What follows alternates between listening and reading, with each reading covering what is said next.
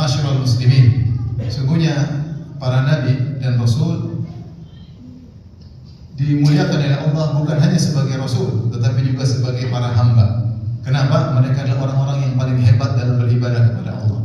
Contohnya Nabi Muhammad SAW, beliau bukan hanya dipuji sebagai seorang rasul, bahkan dipuji sebagai seorang hamba. Bahkan dalam kondisi genting Allah sebutkan tentang sifat Nabi sebagai seorang hamba. Misalnya kata Allah, wa in kuntum fi raibin mimma nazzalna ala abdina fa'tu bi suratin min mithlihi. Kalau kalian wahai orang-orang Quraisy ragu tentang Al-Qur'an yang kami turunkan kepada hamba kami, itu Al-Qur'an tantangan, dan Allah sebutkan kepada hamba kami. Allah tidak mengatakan ala rasulina, tapi kepada ala abdina. Demikian juga ketika Isra Mi'raj, Allah berfirman subhanalladzi asra bi 'abdihi. Allah mengatakan maha suci Allah yang telah memperjalankan hambanya. Allah tidak mengatakan bi rasulihi, memperjalankan rasulnya. Kenapa?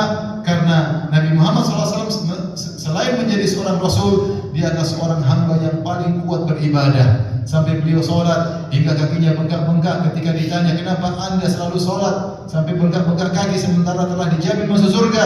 Kata Nabi SAW, afala akuna abdan syakura. Bagaimana aku tidak menjadi hamba yang pandai bersyukur? Seluruh Nabi demikian. Mereka benar-benar mewujudkan ubudiyah, peribadatan, bahwasanya mereka adalah hamba yang sangat taat kepada Allah, kuat dalam beribadah, kuat dalam berdakwah, sangat sabar dalam menerima perintah-perintah Allah, sangat sabar dalam menerima takdir-takdir Allah Subhanahu wa taala. Mereka adalah para nabi, dipuji sebagai rasul dan dipuji sebagai hamba. Demikian juga Nabi Isa alaihissalam. Nabi Muhammad SAW kapan terpuji? Ketika dia sebagai hamba, ketika dia beribadah. Tapi kalau kita angkat derajat Nabi Muhammad sampai derajat Tuhan, maka tidak terpuji lagi. Bagaimana Nabi Muhammad?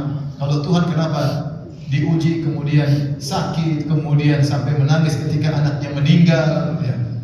Kenapa sampai terluka? Kalau dia sebagai Tuhan, maka tercela Muhammad SAW.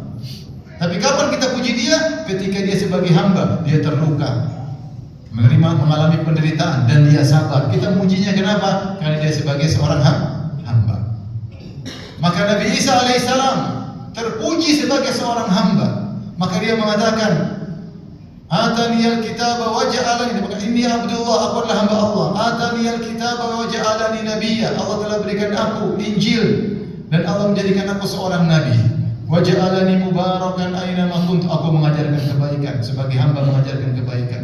Mubarakan, nafa'an lil ghair, dan senantiasa membantu orang lain. Nabi Isa sampai disebut dengan Al-Masih. Di antara tafsiran, Nabi Isa tidak menetap pada satu tempat tertentu, dia senantiasa berjalan berdakwah dan berdakwah. Dan dia sebagai terpuji sebagai hamba karena Allah mengatakan ya atani alkitab, aku diberikan Injil. Kalau dia Tuhan tentu dia tidak perlu bawa kitab suci, dia ngomong langsung. Tetapi dia seorang rasul, dia bawa kitab suci untuk sebagai hamba untuk menyampaikan dakwah kepada manusia. Kemudian wa awsani bi sholati waz zakat, Nabi Isa orang yang paling kuat salat. Kalau Tuhan tentunya tidak beribadah, Tuhan diibadahi, tapi Nabi Isa mengatakan saya salat. Waz zakat, dan aku diwasiatkan untuk bayar zakat. Tentunya Tuhan tidak bayar zakat. Dia seorang nabi, dia bayar zakat. Wa barram bi walidati, dan aku berbakti kepada ibuku. Wa lam yaj'alni jabbaran syaqiyyan, dan Allah tidak menjadikan aku sombong dan celaka. Jadi Nabi Isa menundukkan dirinya di hadapan ibunya. Tentunya kalau Tuhan tidak pantas untuk menundukkan dirinya, bahkan Tuhan Al-Jabbar yang maha tinggi, tapi Nabi Isa menundukkan dirinya untuk melayani ibunya karena dia seorang hamba. Karena dia seorang hamba. Maka Nabi Isa alaihissalam terpuji sebagai seorang hamba. Ketika dia dikejar-kejar dia sabar, sampai ingin dibunuh dia sabar.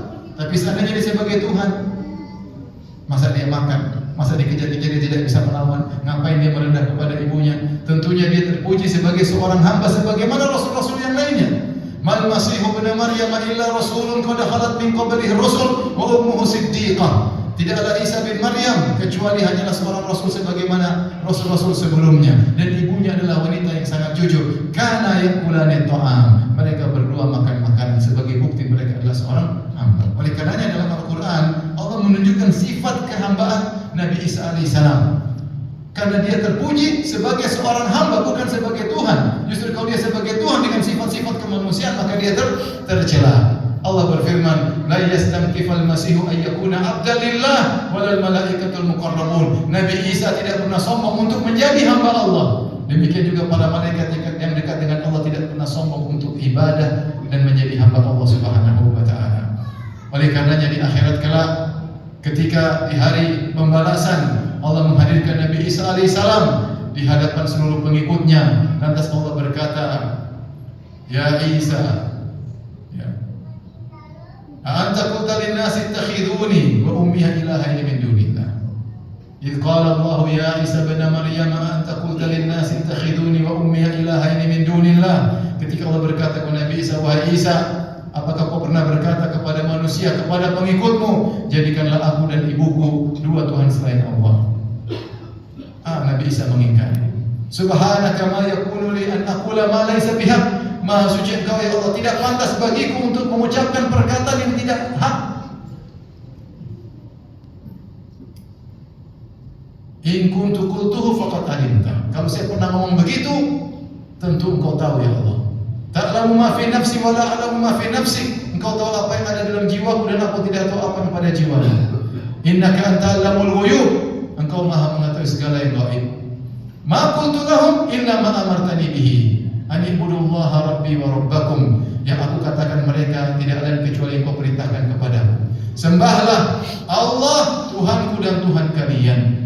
Itulah perkataan Nabi Isa. Dia berlepas diri dari miliaran manusia yang pernah menyembahnya.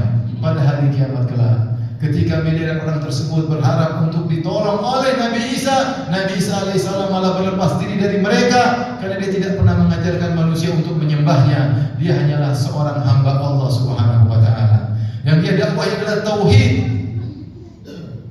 Nabi Isa berkata, wa qala al-masih ya bani Israil a'budullaha rabbi wa rabbakum. Dan berkata al-masih kepada Bani Israel, wahai Bani Israel, sembahlah Allah Tuhanku dan Tuhan kalian.